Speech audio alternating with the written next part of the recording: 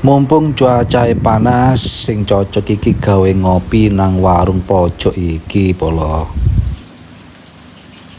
Warung klasik ana pojokan ngisore Barongan sing suasanae sadu lan sejuk. Lah mumpung liwat aku mampir nang warung iki gawe ngopi karo ngisi spray.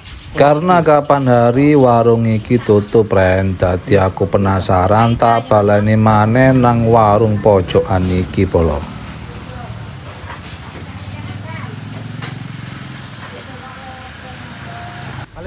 Panggone pas nang ngisore Barongan, angine sumilir lan sejuk pol polo. Dan yang jualan orangnya ramah banget dan full senyum polo. Suasana atau vibe-nya itu terasa banget di perkampungan yang sejuk asri dan sing jelas bebas dari polusi pren.